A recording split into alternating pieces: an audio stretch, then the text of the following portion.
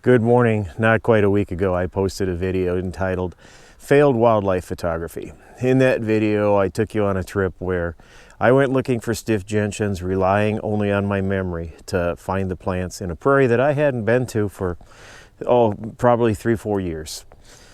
Well, I didn't find them. I said one of two things happened. Either they weren't blooming or I wasn't looking in the right place. I was pretty convinced I was in the right place, but when I got home, I found an old GPS file that had a list of coordinates, and in it, I may have found the proper coordinates for the for the stiff gentians. So, not being one to give up easy, I've decided to make another trip out here, hike through the vegetation, hike the distance to maybe find those stiff gentians. So today it is. Let's hope I find them. I'm going to take you along, and you'll get to see, good or bad, whether I find the stiff gentians. So let's hope this works out well. The start of this trip is going to be interesting because this vegetation's as tall as I am. It's 45 degrees. I'm getting wet from the dew, and I'm not even sure how to get where I need to go. But I think I'll make it through this, and hopefully I'll find that little plant that I'm looking for. This is what happens when you're when you got that personality where you just don't give up. You don't want to get beat. And I got that personality. So I'll keep pushing through. I'll dry out later once I get out more in the open. There we go. And I did this because the other day I had to hike through corn. And I don't want to hike through corn today. That's worse yet. So, onward. When I was out here last week, I found some of this interesting plant. And now today I found more. I wonder how much of it is out here. For now, at least, I've made my way through the thick vegetation, the weedy vegetation. And now I'm in the shorter prairie plants. I still have quite a hike ahead of me, but it's going to be easier hiking up here than it was hiking through that tall vegetation. I'm wondering today if I'll see about fell there. I'm wondering today if I'll see more wildlife than I saw last week, which was nothing, zero. Not one deer, not one pheasant, hardly any songbirds. Today I'm hearing at least some songbirds, but I'm not seeing them. It's not like we don't have plenty of habitat for them.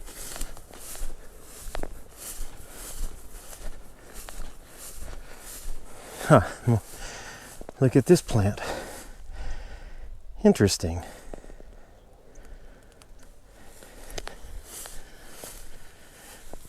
To get from one section of the prairie to another, I have to cut through this little stand of brush and trees and brush. Cedar trees and random brush. Oh no. And more tall grass. Maybe walking through the corn would have been easier. But I don't like walking through corn. I'll see if I can weave my way through here.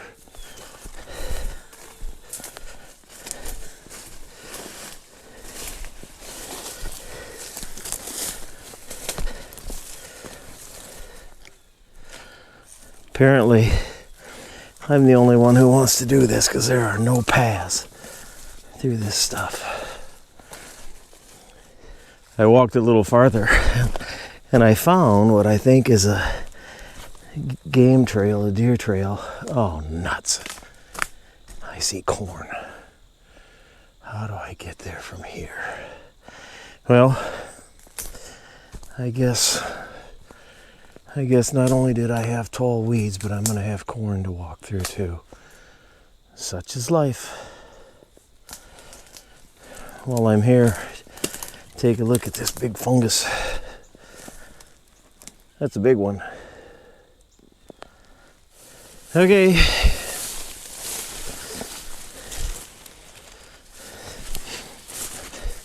Well, here we go. Walking through corn. Wet corn. Mostly dry corn. Cuts like a sharp knife in places. But I don't really see an option for now. So, this is what we do. We walk through corn.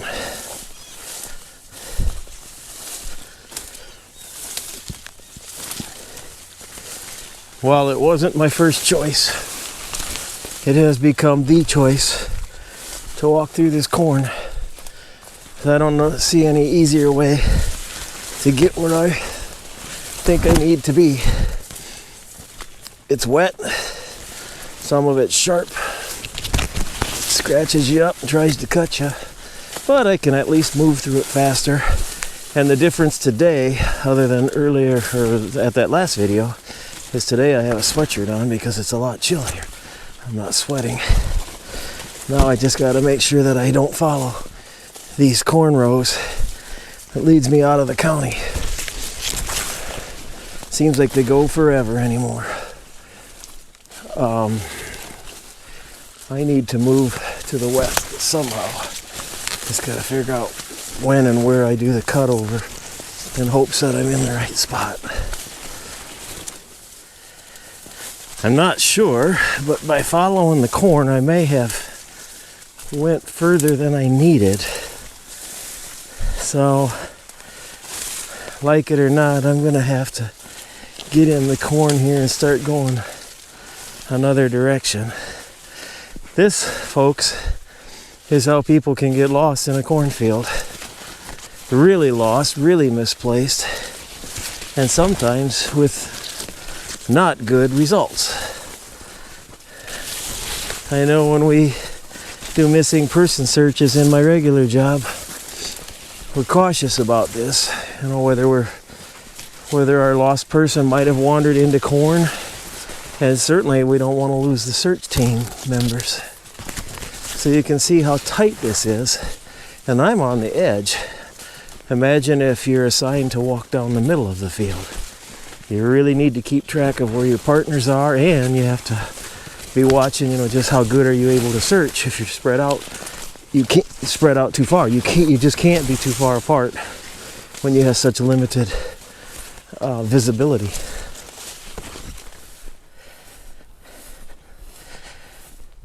I have to admit that right now I am completely disoriented. I'm trying to follow my GPS, yet my naturally watching the sun, it seems like I'm going in the wrong direction. Worse than that is I can't see any landmarks. So I'm going to keep going here a little ways. Eventually I may have to turn around, track back. My GPS says I need to go this direction. I'm not sure if that's right or not, but I'm to the point that I better be following it a little bit before I do get lost in the middle of nowhere. Not lost yet. Hey, look at some more of that plant. Quite a bit of it here. Doesn't look like it's all cultivated, and when I posted that last week, people were telling me it's Iowa ditchweed and it's no good.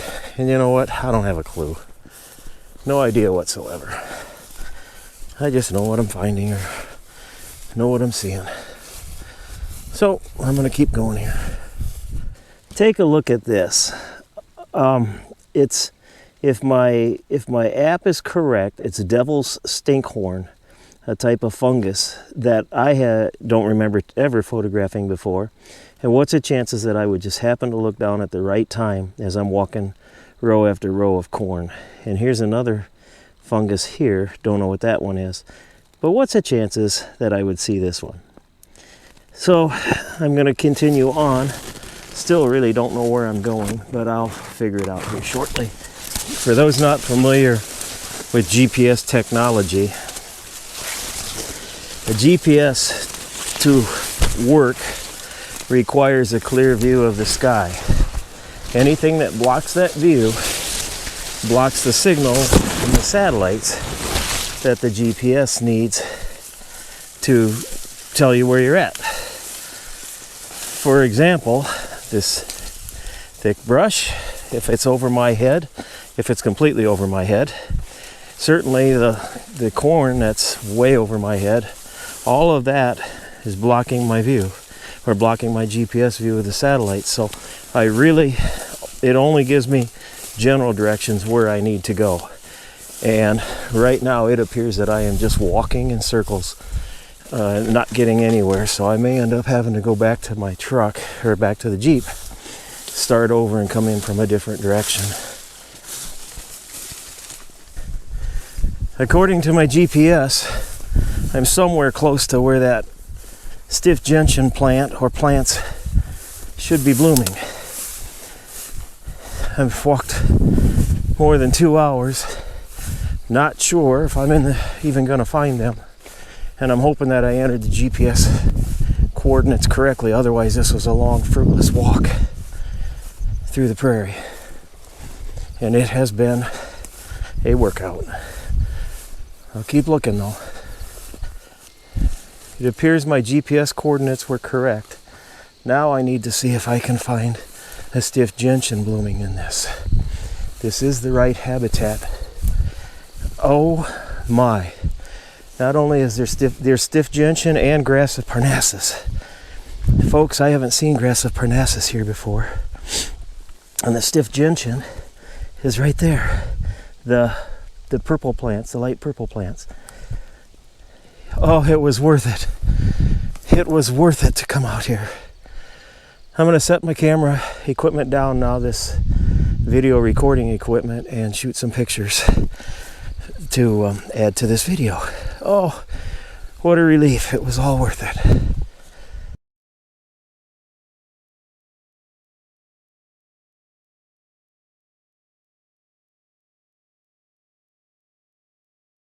I really don't have words to express how thrilled I am that I was able to find my way out of the cornfield and out of the brush and make it down here to where the stiff gentians were blooming. The fact that I also found grass of Parnassus, that just makes this extra special. I only know of a couple of other places where grass of Parnassus grows, so it's just exciting to find another uncommon plant species thriving someplace. So now let's talk about this a little bit. I'm sure people wonder, why is it worth it? What makes it worth it to hike through the brush and through the corn, the bugs, the heat, the cold, the wet? What makes it worth it? Why is it even important to know that these species are here, these plant species are here? Well, I guess I have several thoughts on it. First, it's important that we maintain diversity, we maintain the grounds that we've been blessed with for future generations. These special things like this, they're not disposable. It's not something you can just give away or you can just move and get it started somewhere else. Plant species like these stiff gentians and the grass of Parnassus, they only grow in certain habitats. We don't have those habitats everywhere. It's fen-like habitats, wetlands like I was just in, where the ground is saturated. That's unique. We don't have that everywhere. So likewise, we don't have those plants everywhere. Another thought on this is, what if, as we've got this current controversy going in the county, or several counties, about a pipeline going through, what if this location right here was a location of where that pipeline was going to be routed? Would anybody care other than me? Would anybody even know other than me? And I don't know, maybe there's some biologist somewhere, some plant guy somewhere that knows that there's grass of Parnassus down here. I'm sure there is. Can't be the only one. But not many know it. And that's important. So if somebody says, well, we can we can run a pipeline through here because it's just a barren prairie. We'll dig it up, we'll return it back to normal. I'm not so sure that happens.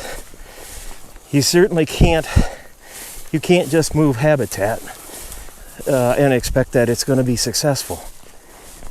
We try. I guess the one that I think of often are wetland mitigation sites. We do work in one wetland, so then we dig a hole somewhere else and we let that fill with water, and we call that a wetland mitigation site. Well, we've lost the original one, and the replacement probably is nowhere near what the original was. So for that reason, it's important. The third thing is it's fun to see plant species other than those that we see all the time. It's fall in Iowa. We're used to seeing goldenrod. We see some of the asters. But boy, to see gentians and grass of Parnassus, that's special. I guess those are some of my thoughts on this, why this is important, why it's worth the walk. I'm almost certain that I won't come back here now for the rest of the season. I've been there. I've entered that fragile habitat. I've documented that they're still doing well. Actually, they're doing very well. And there's no need for me to come back. I got some pictures, but at least I know they're there. And if I happen to hear that there's a threat to this area, I know, or I can produce photo documentation. I've got the exact GPS coordinates. We might be able to protect places like this.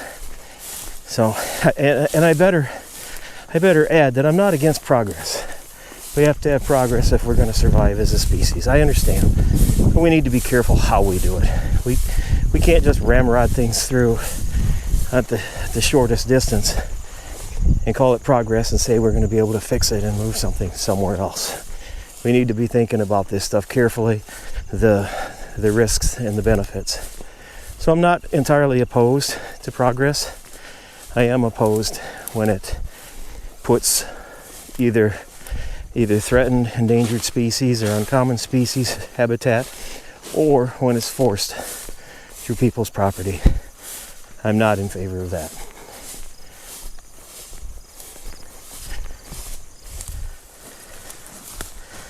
Right or wrong, I'm going to try a different way back to the Jeep.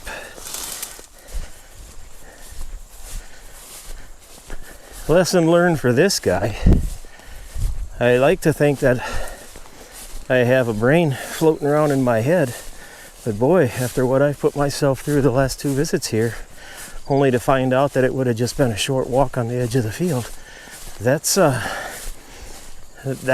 pretty humbling. I guess in the future this is the way I'll go. Walking gravel certainly isn't my cup of tea, but it's a whole lot better than walking in the corn. So maybe I got 20 minutes of walking on this gravel, and I'll get on another road and walk that another 10 or 15 minutes, and I'll be back to my Jeep to head home and check my pictures. And the big thing is to make sure that I get those GPS coordinates recorded so I don't have to make multiple trips and wander all over looking for this stuff again. To find it once is great. To have to find it a second time because I didn't have the coordinates logged properly or with me, that's a little bit foolish. As I'm approaching my Jeep, this hike is coming to an end. I want to let you know I'm going to be adding some pictures to the end of this video, so don't log off right away. Don't switch it out. At least take a look at the photos that I worked so hard to get. There'll be the stiff gentian and the grass of Parnassus. In the meantime, it's been a good hike, been a great workout, much more of a workout than I anticipated. Didn't help that I wanted the corn, and I just can't imagine what it must be like to be lost in corn, especially when darkness hits. That part I learned a lot from. But anyway, the hike is pretty well done. I hope you enjoyed it, and I thank you for watching.